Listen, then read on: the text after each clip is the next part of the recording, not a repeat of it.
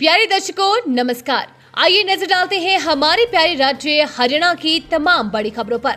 Video शुरू करने से पहले कमेंट बॉक्स में जय हिंद लिखकर हमें सपोर्ट करें। तो चलिए शुरू करते हैं। हरियाणा के किसानों की मौत, ट्यूबवेल बिजली बिल का भुगतान किया स्थगित, इसमें भी दी बड़ी राहत। मुख्यमंत्री नायब सिंह सैनी ने भारी बारिश और बाढ़ से प्रभावित किसानों को बड़ी राहत देते हुए ट्यूबवेल कनेक्शनों के बिजली बिलों के भुगतान को दिसंबर तक स्थगित करने की घोषणा की है। विगत जुलाई तक के बकाया बिल अब बिना किसी अतिरिक्त शुल्क के अगले 7 जनवरी तक भरे जा सकेंगे। इस राहत से लगभग 7 लाख से 10,000 किसान लाभान्वित होंगे।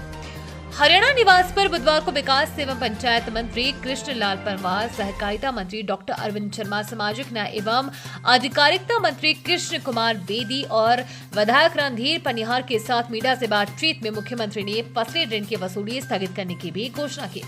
उन्होंने कहा कि जिन गांव में बाढ़ के कारण 50% से अधिक फसलें नष्ट हुई हैं और उन क्षेत्रों के ऋणी किसानों की फसल खराबी 33% या उससे अधिक है, वहां के सहकारी समितियों से खरीफ सीजन के चालू फसली ऋण की वसूली स्थगित की जाएगी।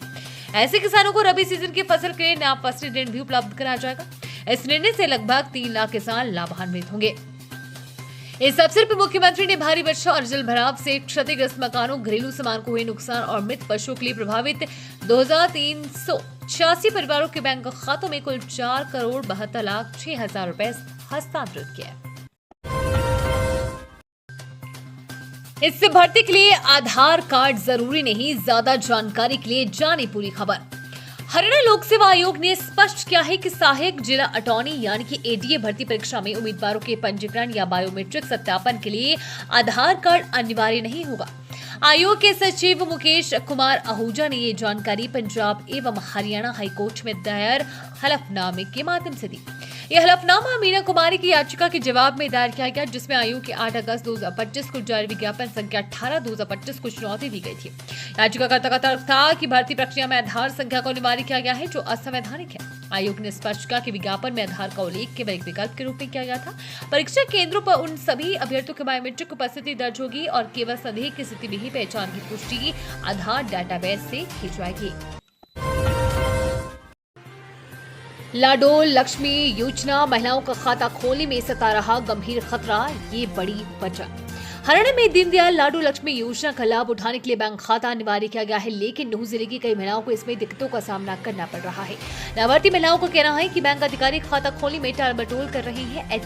वाड़ी गांव की इमराना ने बताया कि जब वो सर्व हरियाणा ग्रामीण बैंक वटेड शाखा में खाता खुलवाने पहुंची तो शाखा प्रबंधक ने साफ इनकार कर दिया।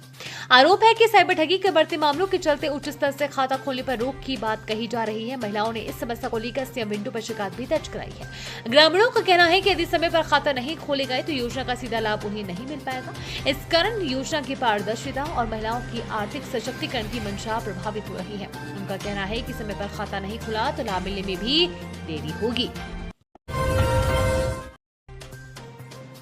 हरियाणा से दिल्ली जाने वाली इस ट्रेन के समय में बदलाव, अब ये होगा नया टाइम।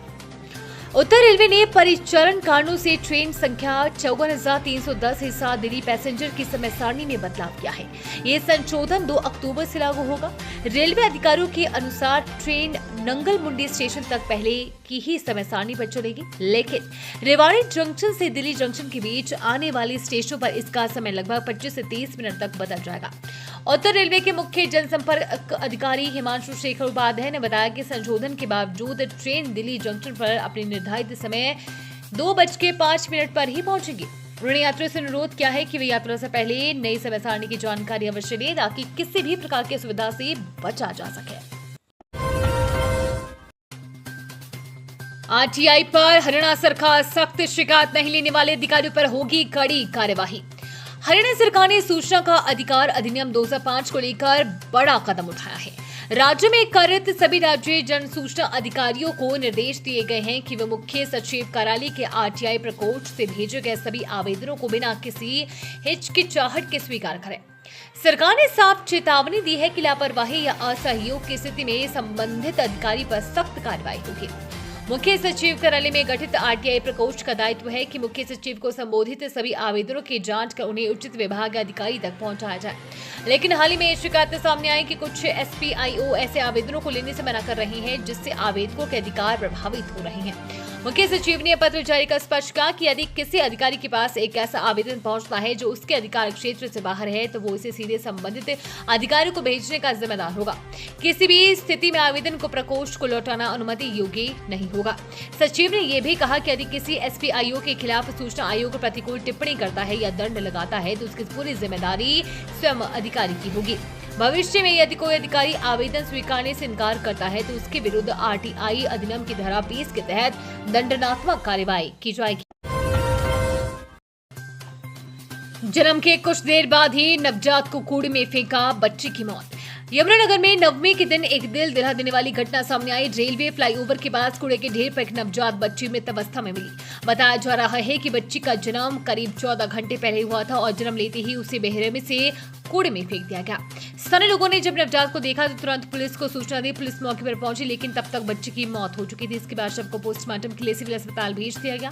पुलिस ने सीन ऑफ क्राइम टीम को भी मौके पर बुलाकर जांच की और आसपास लगे सीसीटीवी कैमरों के फुटेज खंगालने की प्रक्रिया शुरू कर दी है। घटना ने नवमी जैसे पावन दिन पर समाज को झकझोर दिया है। जब लोग कन्याओं का पूजन कर रहे थे उसी दिन किसी मां ने अपनी बेटी को जन्म देते ही मौत के हवाले कर दिया। अब पुलिस उस महिला की तलाश में जुटी है जिसने ये घिनौना कदम उठाया। ये थी आज की फटाफट खबरें। हम मिलेंगे अगले बुलेटिन में, तब तक के लिए धन्यवाद और जय हिंद।